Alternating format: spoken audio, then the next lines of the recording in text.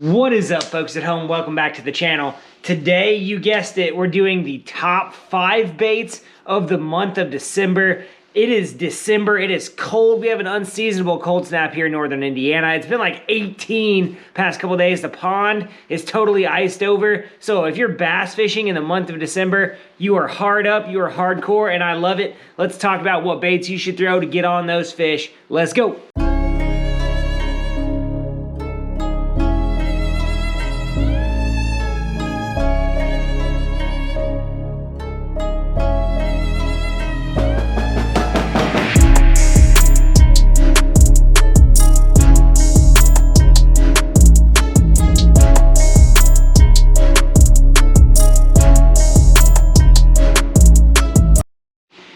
So the first thing we got to consider about the month of December and bass fishing in it is this is the hardest month of the year to fish because the temperatures are going straight down. They haven't even stabilized yet.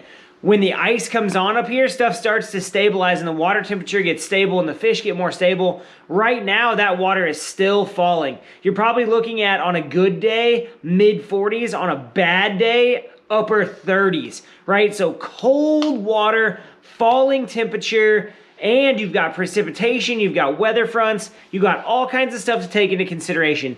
So let's dive into how I'm gonna fish those different conditions this time of year. The number one bait that I'm gonna throw in December is, you guessed it, the blade bait. Specifically this time of year, I'm going to throw the Damiki Vault. The Vault is just a blade bait that has a great reputation. I just threw this one in the pond a little bit. Didn't catch anything tonight, but if I'm going out in my boat and I'm gonna go after bass, the first bait that I'm picking up to explore with is the Vault. Now, I like the Vault in 2 different colors. One, silver, straight up silver with that hologram on it, or this barred minnow right here, and it's gold with black in it. And what this is going to do, it's give you that sunfish look or vibe. If I'm in a sunfish dependent fishery, I'm going with the bluegill colored Vault. If I'm in a shad dependent fishery, I'm going with the silver Vault. You can see it underwater there. But literally, I'm gonna cast it out, let it hit the bottom, and then I'm gonna short hop it back to the boat. Slow hops, let it fall. Slow hops, let it fall. Slow hops, let it fall.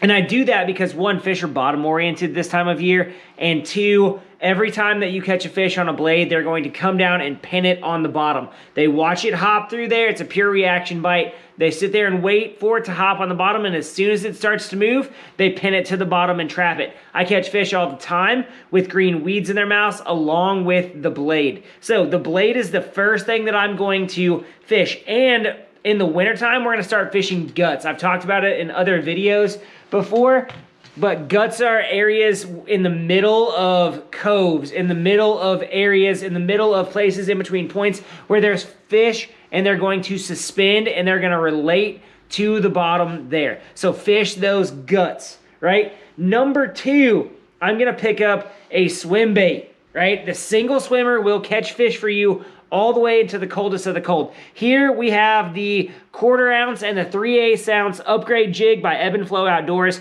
and we've paired it with the 4-inch Mulletron. Now, I went with the Mulletron for a very specific reason. In cold water, in 40-degree water temperature, you want to fish that vortex tail, right? That's the classic Huddleston tail, and you can see it barely kicking, and it will barely kick at the slowest of speeds. Now, the upgrade jig is really going to lock this Mulletron on there, but I like it because it is a downsized package of a big cold water swim bait. This bait looks just like a mini Huddleston would. What I'm going to do with the upgrade, though, is I'm going to slowly hop and drag this bait on the bottom. Just like the blade bait, the single swimmer this time of year, I am fishing on the bottom. We're not talking about scoping. We're not talking about suspended fish right now. I'm talking fish related to the bottom. You've seen smallmouth sitting on the bottom. You've seen bass with yellow bellies sitting down there on the bottom. Any hard bottom area, I am going to slow drag this Mulletron over those areas. The natural buoyancy of this bait makes its nose tip up. The way that this jig head is designed, it's going to tip up on the bottom.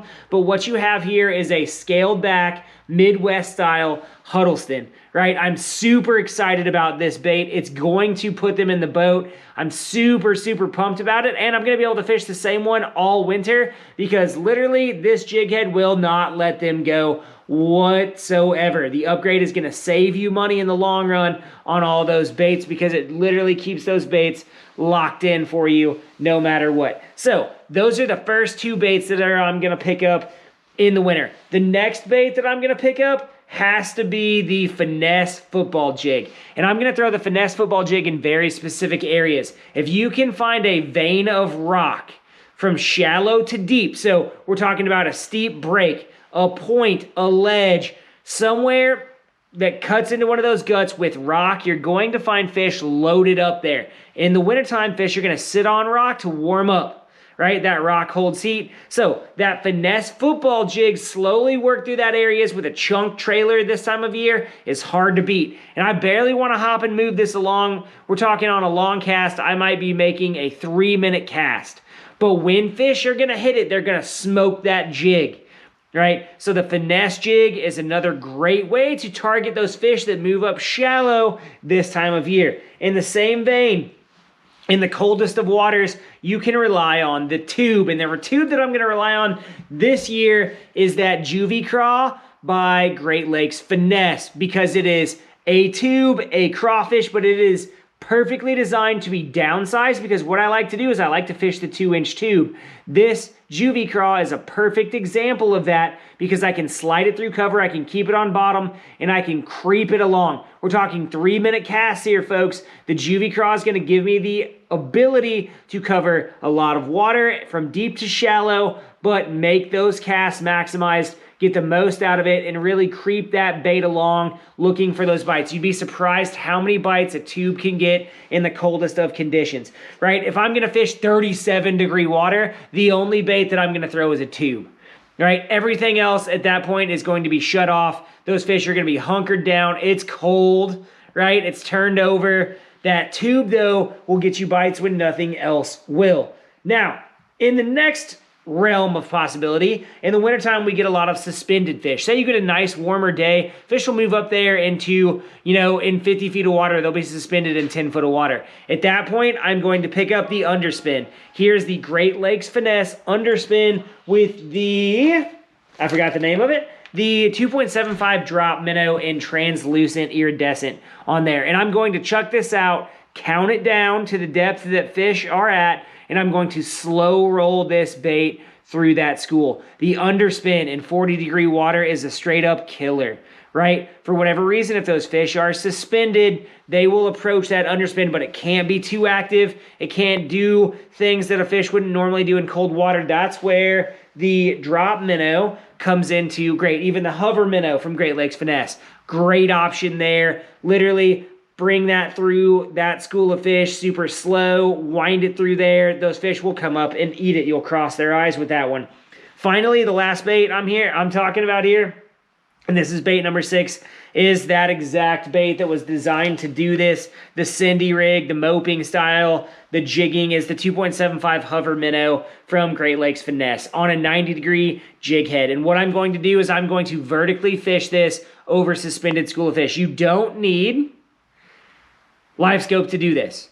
You can find them on side scan. You can find them on down scan. And what you do is you hover over that and count this lure down. You want to hold it about a foot over where those fish are so they're looking up at it. Bass, remember, their eyes on top of their head for a reason, right? Those fish are looking up to feed on those bait schools. And what you're going to do is simply hover this in place. Don't even shake it. In this cold of water, just let the motion of the boat naturally move it. Let that subtle tail kick. And what you're going to see is bass will come up and bite it. Guys have been doing this a long time before forward-facing sonar was a thing, and people will be doing it for a long after. So guys, those are the top baits that I'm going to fish in December with. It is cold. It is tough. Fishing is going to be hard, but you can catch some of the biggest bass of the year right now. No one's out on the lake. Get out there, get after them. Use these baits, use our links. Dave over at Ebb and Flow, help him out. He's a small business just like us. Guys at Omnia, help them out. Use our links to buy stuff. Get stuff for your friends, for your family. It's Christmas. Heck, help us out, help you, help us, help make the channel go even further. Thanks for hanging out with us today, guys. It's been real. Go out there, catch some fish. We'll see you next time.